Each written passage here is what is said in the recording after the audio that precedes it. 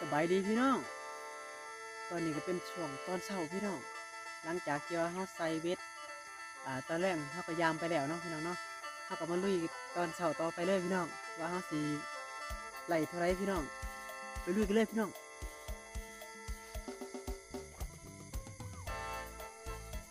ยามเบ็ดยามเช้าพี่น้องนี่เลยพี่น้อง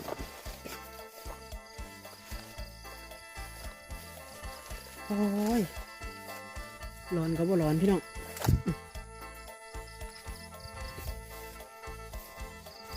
โอ้หลังนี้ก็บ่ร้อนคือกันบ่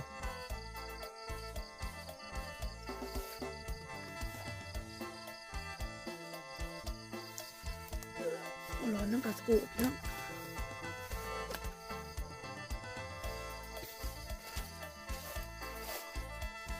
ถือกบพี่น้องบ่ตีงเลยเอ็มดิโอ้ยโอ้ยนี่บ่ตีงก็ดิคือมันบ่ถือกันนะโอ้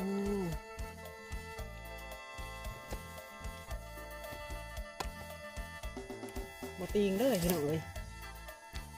มันเด่นขี้ต้มมันเมื่อยอะไร โอ้ยังเอ็นเดียวกับรุดแบบ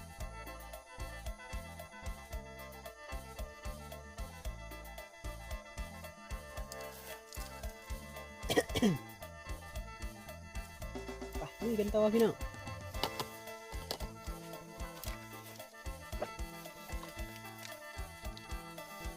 โอ้มานี่ก็ถืออีกแล้วพี่น้องเครียดเครียด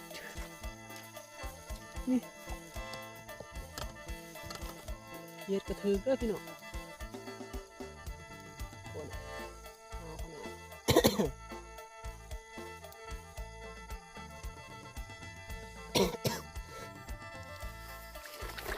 อีกแล้วพี่น้อง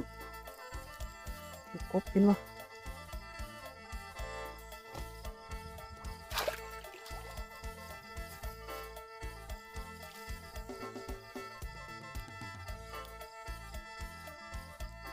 กบพี่น้อง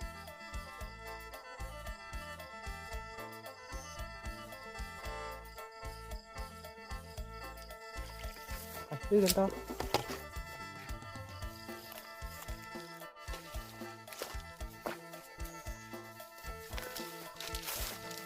ดีกับพี่น้องคือเกียดอ้อเกียดหมูพี่น้อง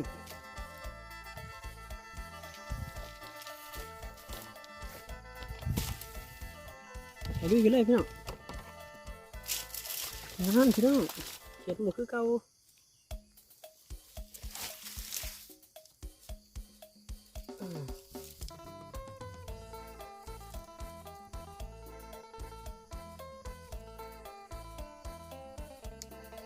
เกียดหมูตัวใหญ่นะพี่น้อง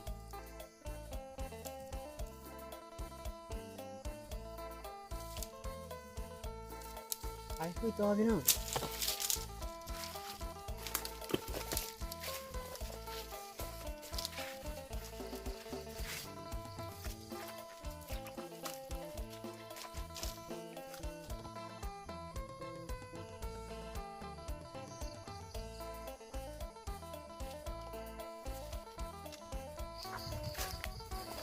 โอ้เต็มปูแหนพี่น้องเลยกินเลยมาตุ้มไห้ต่อ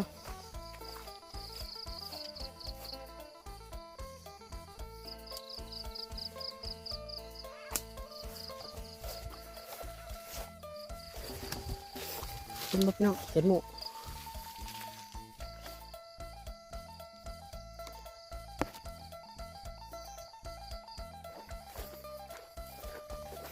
กินเลยพี่น้อง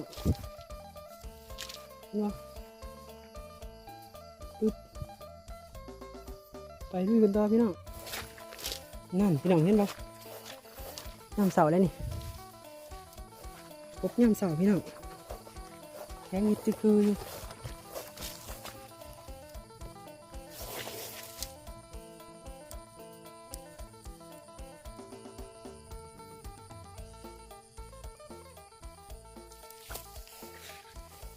ไปลุยต่อพี่น้อง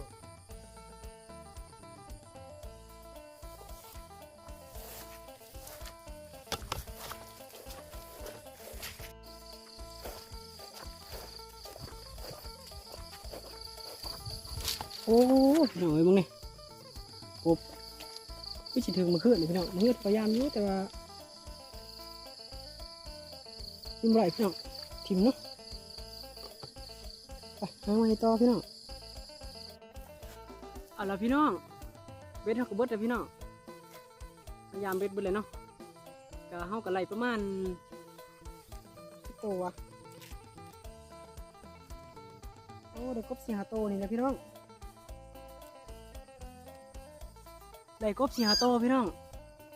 กายยามเช้าก็บ่ค่อยมันไรเนาะไปพี่น้องเมื่อ